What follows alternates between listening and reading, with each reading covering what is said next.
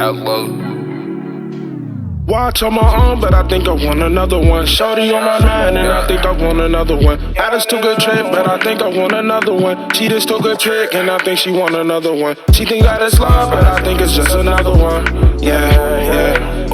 Can I spend some time with you? Can I spend some time with you? Yeah. Watch on my own, but I think I want another one. Shorty on my mind, and I think I want another one. I just took a trip, but I think I want another one. She just took a trick. Take one. What's up, Scoop? Not much, man. Same stuff, grinding is doing what I'm doing. Yeah, man. What else we supposed to do? Who knows? So, I haven't done the interview thing, so I'm gonna just jump right into it, man. Right. So, what made you start Scoop TV? It was really just me just coming up with something new.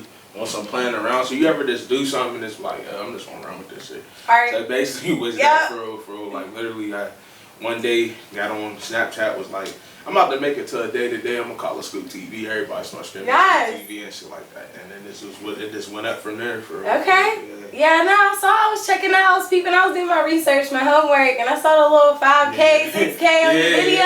Yeah. So I was like, okay. Yeah, I swear. So it just started developing. Like I just started having a lot of fun with it. Like I ain't look at it as a job, and I think like when you start looking stuff as a job, it's not fun anymore. So right.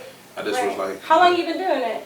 Well, I would say in Pittsburgh about 3 years. What you mean in Pittsburgh? Cause like I at first established in Clarion, UPA, so I was there for like a couple years. So okay. Yeah, so when I got down here in Pittsburgh, I'll say about 3 years altogether. I'll say 5. Okay. Yeah. So just playing around with stuff, that's what inspired you to start. What other podcasts or videos or what type of people inspired you to get there? Like it's crazy because like it really wasn't no inspiration for real. It was just like like I tell people this all the time. It wasn't one of those things where I was like, yo, I had a camera, I was walking around. That's something I wanted to do all my life. It was just more so I just came across it. But I guess like I would say who kind of inspired me to keep going is my viewers, my fans and stuff like that. Absolutely. Who watch it and stuff like that. Just keep me motivated to keep going, inspire me for real. I get that for sure. I just with my brand and shit, like I feel like sometimes I be slacking on my shit and they be like, yo, where the nipples at? And I'll be like, yeah, you right. I forgot. Okay, here it come. I got it for you. So what gets you in mode? What's your creative process whenever you getting ready for your? That's a very good question. Yeah, whenever you getting ready for your shows or whenever you preparing to reach out to somebody, like how you get in the mode? What you tap into? I like to listen to music, so okay. Like, one of my like favorite artists I tell everybody should know is one of Big Sean for real. Okay. So he just I know Big Sean. Yeah, he's that hard. Detroit 2 just dropped. How you feel about it? That was a very, very, very good. He said you ain't about to treat me in that type of way. You ain't finna treat me. No, for real. And I just feel like his music speak to me. So like I listen to a lot of him when I really want to get in mode to really do certain things and shit like that. So, okay. Yeah, like, that's what sparks it.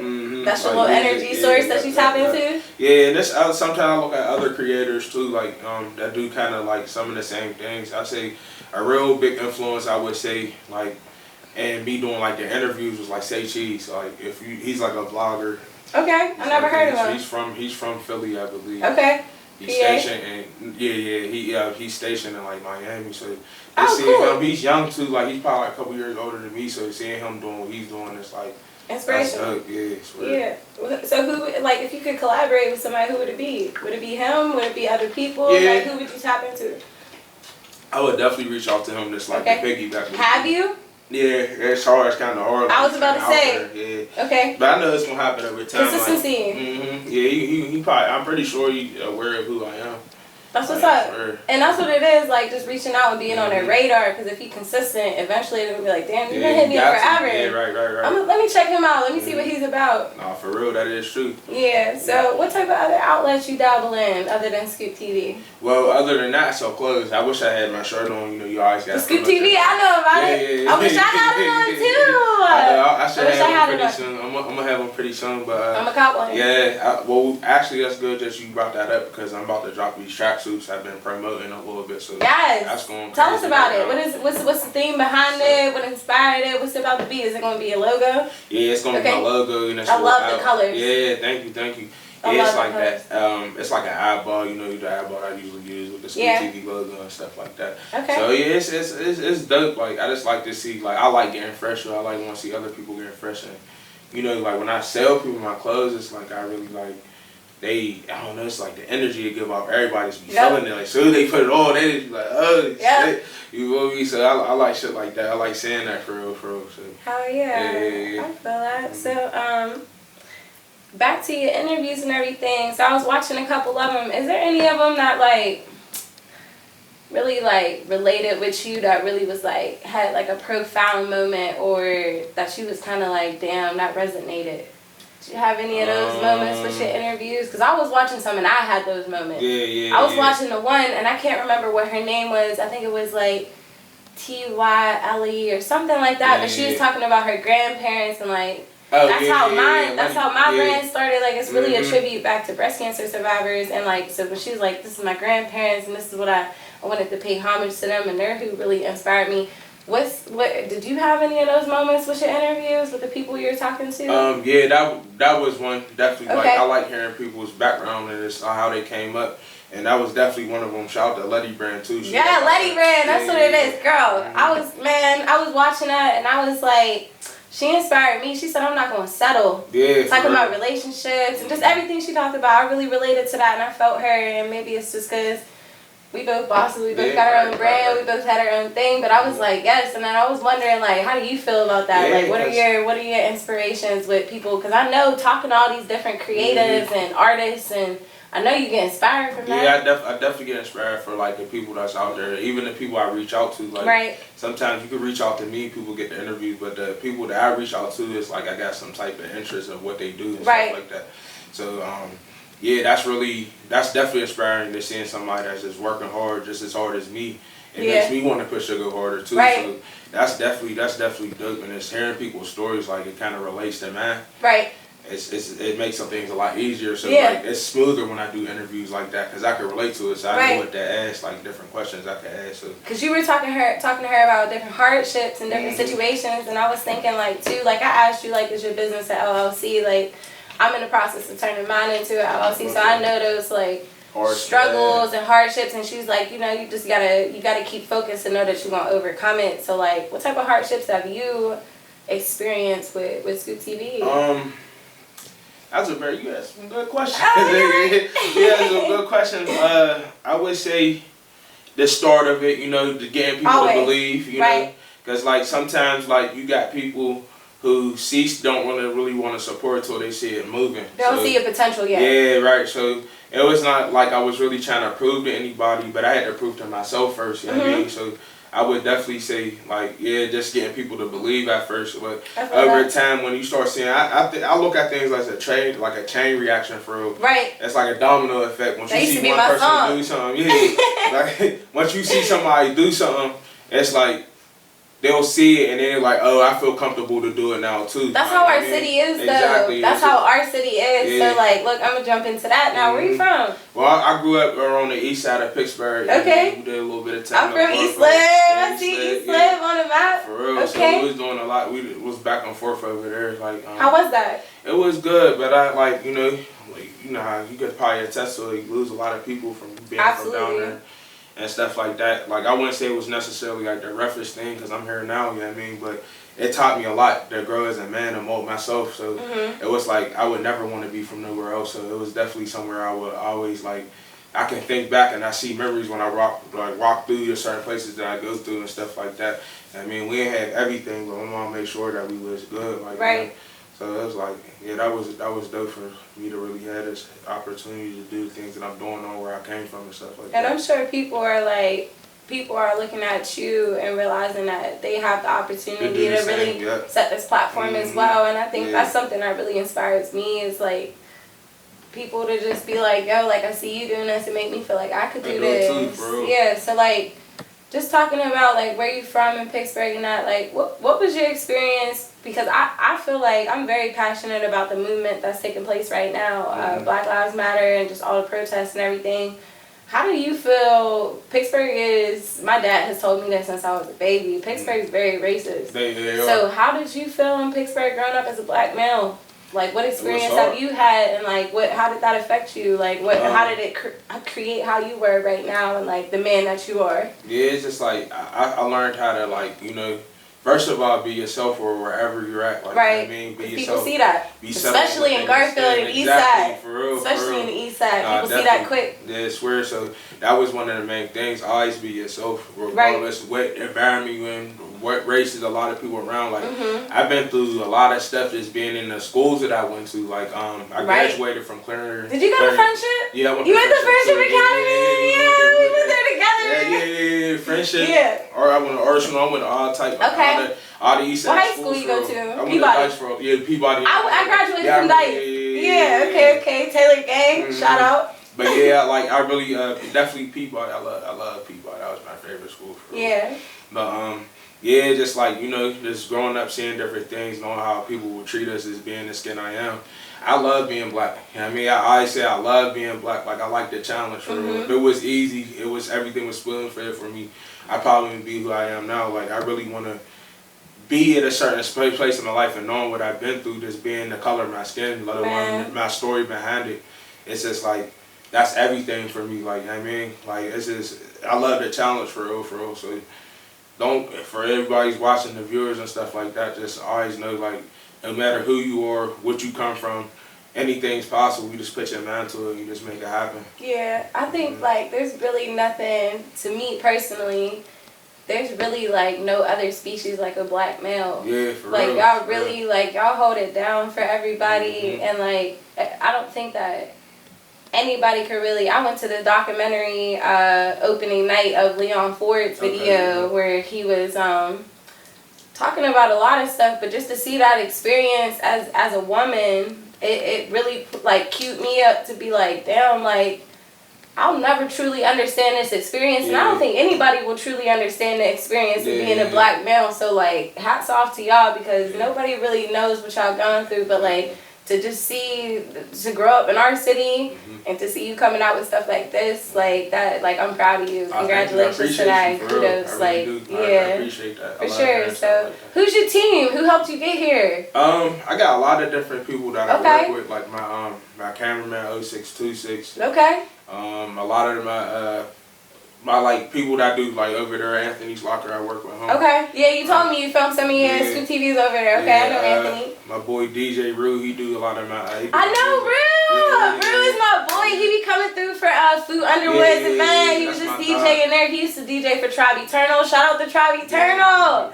Yes, Bilal, Lum is my dog. Claire Kent, yo, they be holding it down for the city. So you already know. Yeah, Rue's the homie though. That's the boy. So. Who else? Definitely DSB. Like everybody that's in DSB, there's a rap group and stuff like that. I don't think I know DSB, but yeah, you gotta tap in. It's a lot of us. Like we all do different things. We got people that do the camera. That's what's up. That's what you need for the team, though. Yeah, promoters and stuff like that. So yeah, they definitely been along my journey too. You know. Shout out to them. Them is family. I look at everybody I work with. I look at as family. That's what's up. I mean, if I win, they win too. That's how I look. Everybody can eat. Yeah. So speaking of that, tell me about your family. What was your upbringing like? Do you got siblings? Yeah. You got a big family? Like, tell me about that. I got an older sister. That's about it. Like she probably hold it down for you, though, right? Shout out to your older sister. You like, damn, she used to beat me up. Right?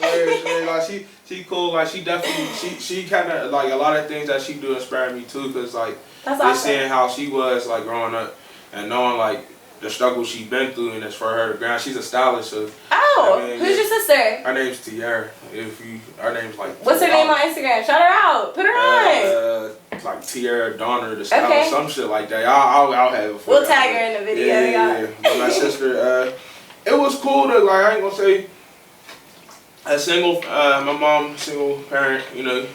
Same shit. My mom held it down, and there's 6 of us. Yeah, swear. That's so like, man, shout out to the moms. Shout out to the moms. Y'all really be holding it down. Happy Father's Day, Happy Mother's Day, all of that. Yeah, definitely. Y'all be holding it down, man. My mom really is a G, so. Yeah, swear. But yeah, my mom cool. She did everything she could for us. Like I can't really like put nothing past that, and it's like she hold it down for so long. It's my turn. Like. I mean, it's just my turn to hold the family down, hold me down, all that. So it's just like, she can sit back now. I'm gonna do me. Like, I'm gonna definitely, like, I'm gonna hold it down for sure. How you feel about, like, all the protests and everything? How you feel about, like, what's going on right now? How's it affecting you? It's crazy. Like, I was looking over a lot of the stuff that was been happening. It's just like, it's so chaotic. Like, you know what I mean, but it is. It's wild. Like, we know. I feel like we got to a point where the world is starting to wake up a little bit more. Yeah. And I like that. Like, I like that too. So I feel like people need to start putting what they know into use every single day, not when this stuff happens. So how would you suggest to do that? Do you think, like, through petitions? Because, like, me personally, like, I haven't really went to any of the protests, but I'm doing the footwork for other things, for laws, for me to do research, for me to sign these petitions, for me to figure out, you know, what other type of steps I can help to create resources for our people. So, like, what do you think people should be doing? Yeah, stuff like that that's really like getting behind the scenes and really putting the footwork there to make a change versus just speaking on it or doing it because it look good or that's a trend. Live an everyday lifestyle, like let them know why Black Lives Matter type stuff like that, like things like that. You know, you really gotta stand for what you believe in, for real. Speak up more when you see stuff on a daily basis that's not right. Racism on white people as well, like it ain't even just Black people. I tell people that all the time. If you white and you got Black friends and stuff like that, or whatever it is, or you're around Black people, when you see something that's wrong, speak up. That's just like you just got to, like, I mean, that's the one way we could change stuff. Because a lot of things that happen because I feel like people don't know, you know. And without you knowing, you tend to do, you know, once you start knowing and understand, like when you start sowing and see that what you're doing is wrong and not the norm, you shouldn't be doing it, that's when people's going to start putting their foot down. Maybe some people, you know, you may get the assholes that know they're going to do what they're going to do. Yeah. But as a start to try to change something, like I feel like people just got to really speak up on how they feel and it's like really try and really stand on what they feel too, like, and really get out there and really try to change something, period. Right. Talk to the people that have them uncomfortable conversations. I feel like one of my friends was like, I had no idea, like, there was police brutality and stuff. It's somebody I used to work with at the bank that I used to work at. And she's like, I had no idea about this stuff until it started going viral, and it just, like, it blew my mind, because I'm like, what? Like, I've been seeing this since Pittsburgh a racist city. Like, I don't mean to be negative in any type of way, but that's just what it is. We're known for it, and there's articles and there's stats about it. And, like, just, it makes me feel like, okay, like, this person is not equipped in themselves with the correct knowledge, but it also makes me feel like I want to educate this person, but I'm also not going to let them drain me. So how do you handle those situations?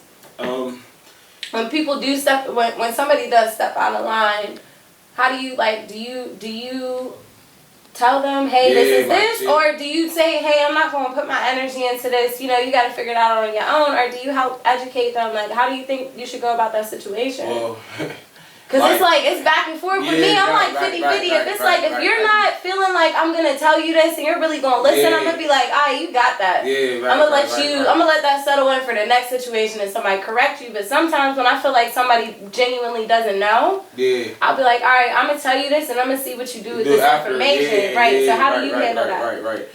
I'm gonna tell you from two different perspectives. The younger me and the older me. Let's get it. Like the younger me versus like if I hear or see something that I don't like and it's racist, I'm gonna talk crazy. Like I ain't gonna lie. Okay, but now that just straight to the. Okay, because some people need that though. Yeah, they do sometimes. And it's like it's still tampered sometimes with my my old personality now. Like I feel like our biggest battles was within ourselves. So true. You know what I mean, I had to understand, like, you know, every action that you do have, it serves a consequence and stuff like that. And you know, sometimes they have the upper hand, but sometimes in the back of your mind, you don't care for real, because it's like you get tired of that shit. Because there's some people that just come off with that vibe that's like, no matter what I tell you, like you still going do it. You got your magma hat on, you don't care, and it's not affecting you personally, so people don't understand how like that impacts other people. Right. You know? Yeah, no, that's definitely true. So like, it's like it's good to like you gotta start educating people, because sometimes a lot of people don't know. They really don't know. Yeah. But you can't always make that an excuse either. To like after a minute, like it's not even. Somebody has to step in at some point. Yeah, right. Because it's not always what you do in front of somebody. It's what you do behind their back too, and behind the closeddoors. Like there's a lot of closet racists and stuff like that. Especially here. Yeah, it's weird. Especially here. It's hard. That's a hard question. I think that is a hard question. It's back and forth. Like I said, it's 50-50. It depends on my day. Like, am I going to let you drain me, or is it somebody that I feel like really going to take this knowledge and run with it? Yeah. So, are you going to vote this year? Are you about to vote? Do you think your vote counts? A more important question. I'm going to be honest, like, and I know people might think, like, they don't think the way I'm about to think, but okay. I don't think our votes really count for real. Okay. Just because of the stuff that I know, and we vote for the wrong things. Like, okay. It's something that's inside of our vote for real that we need to really be voting for. I forgot the exact names, but those are the people that actually could change laws and stuff like that. The people underneath them, the different layers to it. I got you. So, like, sometimes, like, I really, just from a lot of things that I know personally, like, I honestly don't think that the vote would change, but like I haven't voted ever before, to be honest. Like I know people like, bro, go vote. You know what I mean? You should vote, but do you feel like there was ever a change for real from these new presidents? Like honestly, I'm gonna keep it a bean. I never voted either, and I know. Look, y'all about to be like, what? Sid, you be about all this little empowerment?